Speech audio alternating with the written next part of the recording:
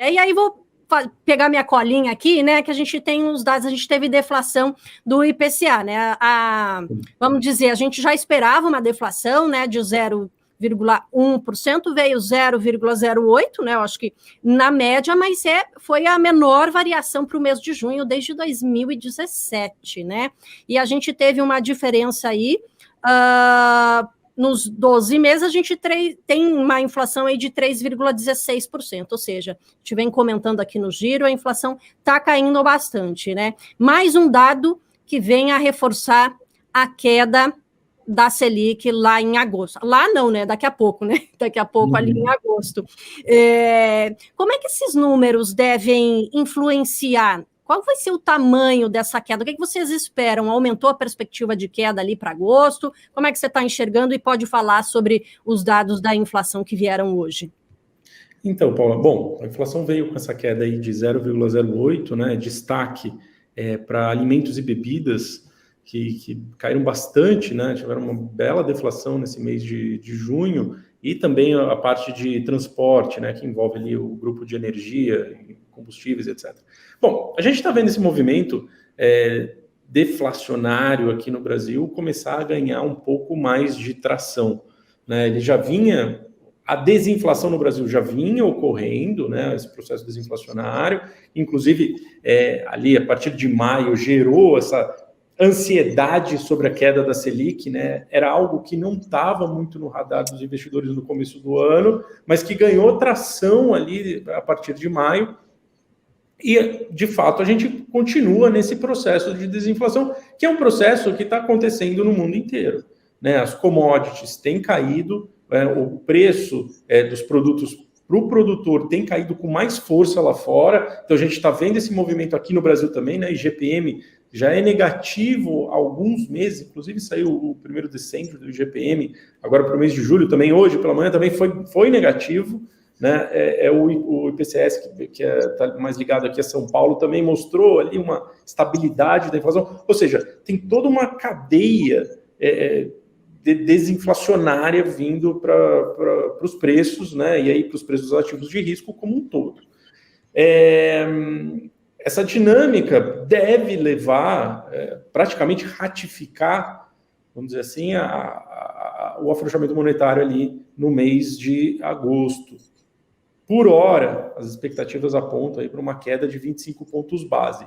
Mas o que a gente vai ver e prestar muita atenção vai ser no próximo indicador do IPCA, que é o IPCA 15, né, relativo aos 15 primeiros dias de julho, que vai ser divulgado ali quase que na véspera da reunião do Copom. E esse indicador, na verdade, eu acho que talvez dê a guinada que falta para, de repente, o Banco Central vir com um afrouxamento monetário mais forte, né, de 50 pontos base. Já tem economistas aí renomados falando dessa hipótese, né, dos 50 pontos base, então não dá para a gente tirar da conta, sabe? Acho que tem uma hipótese bem, bem grande de acontecer.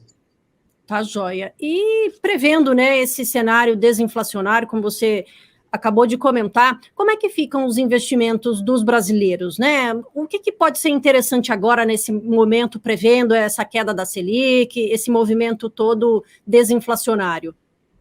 Paula, não muda muito daquilo que a gente já vem defendendo há algumas semanas, né? Mais por volta de umas 8 semanas já. Os ativos de risco, bolsa, crédito, o crédito pré-fixado, né, aquele crédito ligado ao IPCA é bastante interessante. Os ativos ligados, tesouro, ligados ao IPCA também continuam bastante interessantes, né? No final, o que a gente tá vendo nesse movimento, e aí no futuro afrouxamento monetário, a gente vai ver essa taxa de juros real caindo aqui no Brasil, né? Quer dizer, então isso vai fazer com que esses investimentos se tornem bastante positivos aí no médio prazo. Enfim, continuo gostando bastante de bolsa. A gente já viu um movimento bem grande de small caps recuperando uma boa parte aí, uma boa parte ainda não, mas uma parte vamos dizer, do mau desempenho do ano passado, e a gente está vendo alguns casos esporádicos começando a chamar atenção, né? E esse afrouxamento monetário, ele faz com que o mercado comece a se mover em prol de buscar novos recursos, né? Vamos lá, Tá todo mundo, sempre que o mercado está procurando um novo recurso, um novo dinheiro na Bolsa, ou via debêntures, ele está sempre olhando para os próximos anos, né? Então, as empresas começando a se preparar para, de repente, um cenário mais positivo de economia à frente, né? O processo de afrouxamento monetário, ele traz um pouco de, vamos dizer, folga no orçamento das famílias e folga também no orçamento das empresas, né? Ele é bastante favorável. Então, eu estou com essa cabeça que, assim, Bolsa Brasileira, em especial as small caps, ou, não vou falar só small caps, mas aquelas empresas de qualidade ligadas ao ciclo doméstico, eles vão conseguir mostrar, vamos dizer, um desempenho melhor para o final do ano, e isso, enfim, os investidores devem comprar com alguma antecedência essa dinâmica de melhora.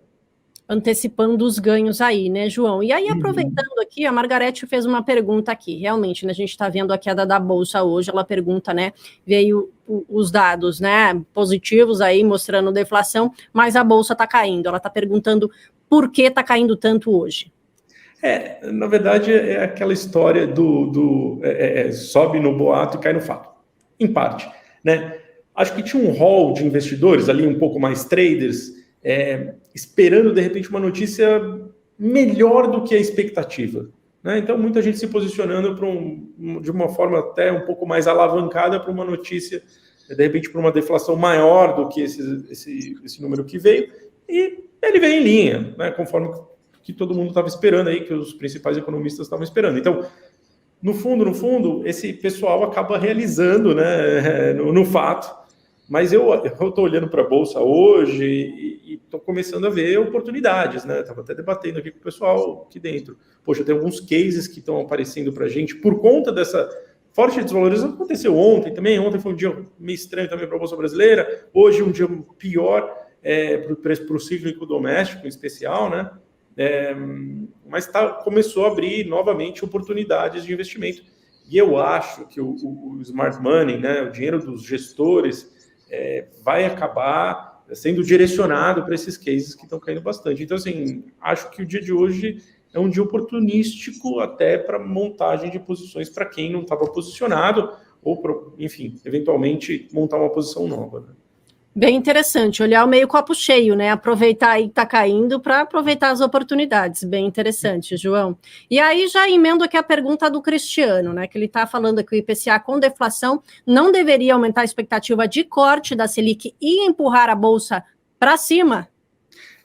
Vamos lá, vem em linha com o esperado, né? Então, se vem em linha com as expectativas, teoricamente, o afrouxamento monetário ainda é de 25 pontos base, ali em agosto.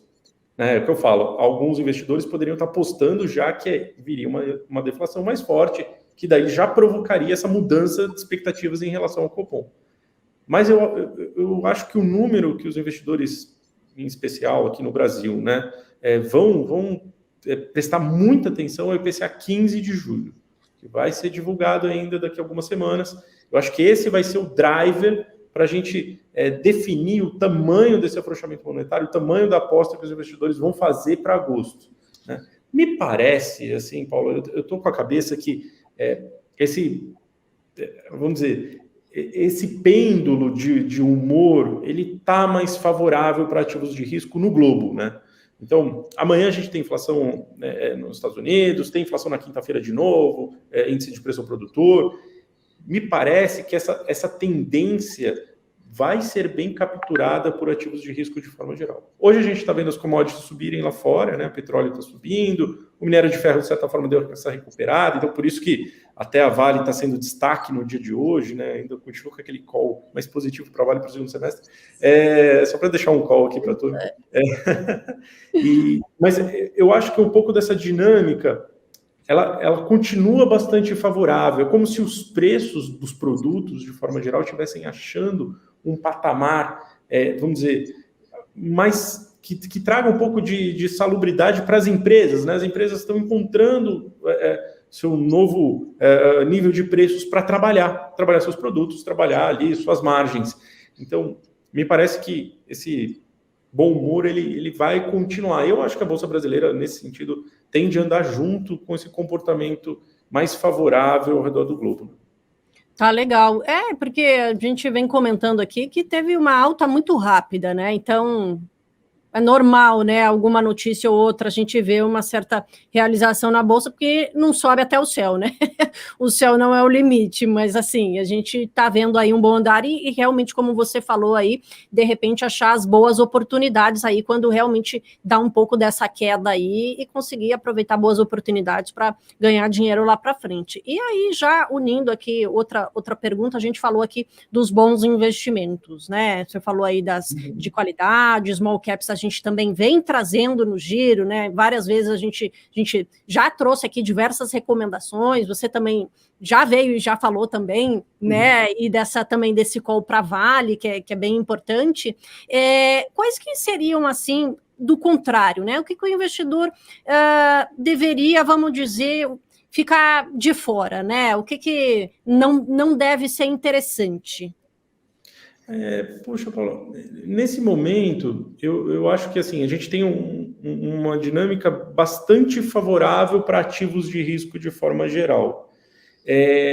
Obviamente, assim, o que o investidor precisa fazer é evitar a concentração exagerada, né? Eu acho que o portfólio agora bem balanceado faz bastante sentido.